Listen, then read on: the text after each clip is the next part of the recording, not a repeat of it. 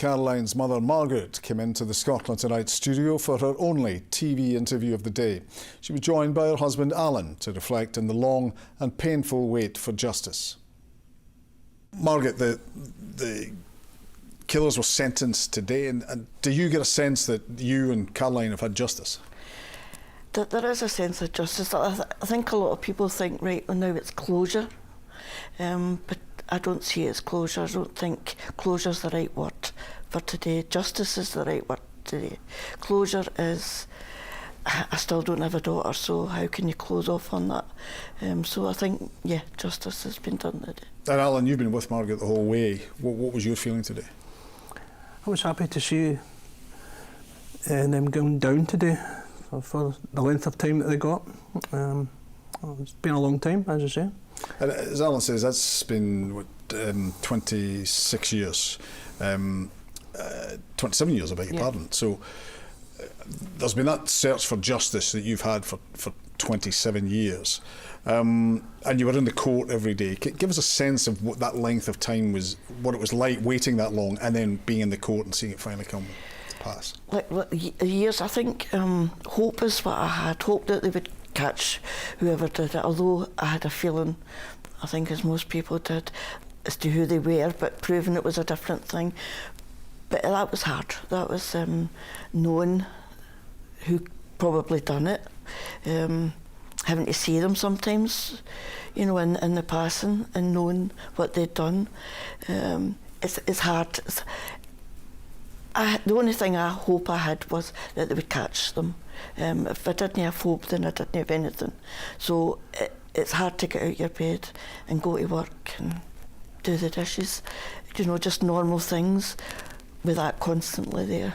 And just touching on that again, people that you think were responsible for killing your daughter, you're seeing them in the community, and you know that people in the community know that they're the killers. Yeah. What's that like? It's quite a hard pill to swallow, and you don't want to see in because you don't want to jeopardise any kind of investigation. So it's hard as a mother, never mind anything else, but particularly as a mother, not to go to them and, you know, and say anything. Or it takes a lot of strength. It takes a lot of strength to go over the years and just to keep going. Why did you stay there? Because I had to see this through to the end. Caroline's not here, but I'm here, so I have to be here for her to see it through. Come with me. And Allan, what did you have to do to support Margaret in this? What was it like for you? It was very difficult. Very difficult. Just got to try my best to support it as we go along. As times went on, it's got harder to support her. There's lots of times when we thought, is it ever going to get solved? But since the cold case team came into the operation, that seems to be the thing that changed it.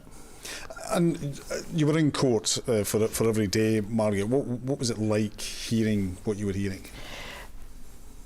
To see the injuries to her to start, that was new. I knew that she had been hit in the head and such like. I mean, but to hear it and then to see the actual extent to the injuries was really quite harrowing. It was like, and to look at that and to see the injuries, and then to look in front of me and there's 3 people that were responsible, it was hard for me to keep in my chair. And the defence lawyers? Defence lawyers were, Robbie O'Brien's lawyer in particular was quite, obviously he's doing his job, he's got to defend his and I'm quite understanding of that. But from a mother's point of view, for me to sit there and listen to him, you know, give her a character assassination and not be able to defend her, that was hard. Tell us about Caroline. What was she like? She was 14. She wasn't an angel. She, like any teenagers, they don't come in when they're supposed to come in. They go to places they're not supposed to go. They're with people that you'd rather they weren't with. But that is part of growing up. That is part of learning. But she was a caring person, very loyal person, and if she thought that you were her friend, then you had Caroline's loyalty to the end, you know. Very family orientated. I mean, when she was out and about with her friends, she would often stop in at my mum's, ask how she is, make her a cup of tea, and then go out with her friends. So that's the kind of person that she was. Know what they were portraying her to be in. And Allan, you were court. only in Caroline's life for a year. What sort of girl do you remember?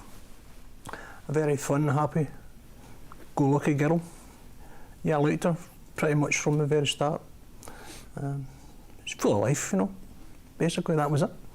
And she was a very, obviously a much loved daughter, but a much sought-after daughter, because she had a tough start to life. She did, yeah. She was 2 pounds, some ounces, and then obviously she lost a bit of weight, as most babies do.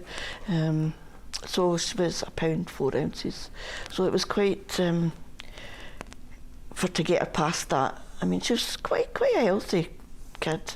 Looking at her, you wouldn't think that she had such a rocky start like that.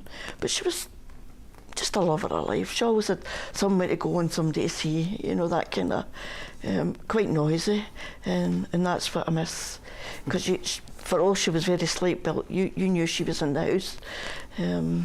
But she was your only child? She was my only child. And you'd had other disappointments? I had other disappointments. I had actually a wee boy buried in Cartrick that was stillborn, and then I had lost another, you know, others at various stages in pregnancy, all in like 5. So Caroline was the 6th sort of attempt, and that was, that would have been my last attempt.